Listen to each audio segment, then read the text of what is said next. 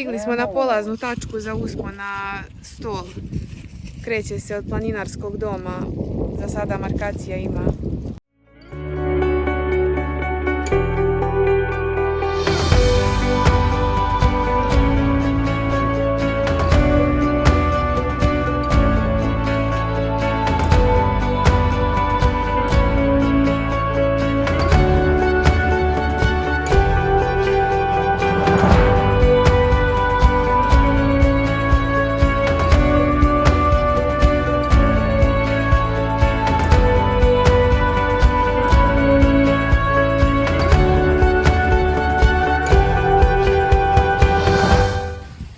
Krećemo na uspon, vetar nenormalno duva, prati nas jedno 5-6 pasa iz planinarskog doma, mislim da će nam oni danas biti vodiči do vrha.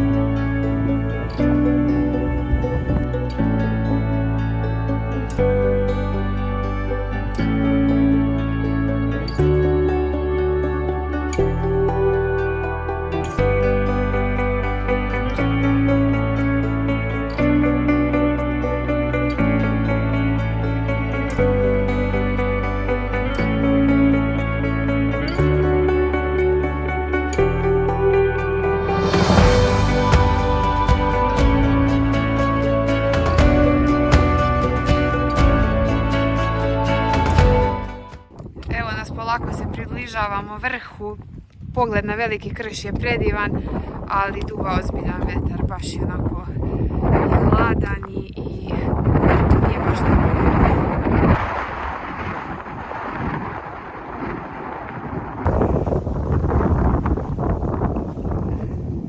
Evo nas na vrhu Stol, odakle se pruža pogled na Veliki i Mali Krš. Negdje u daljini vide se i Karpati.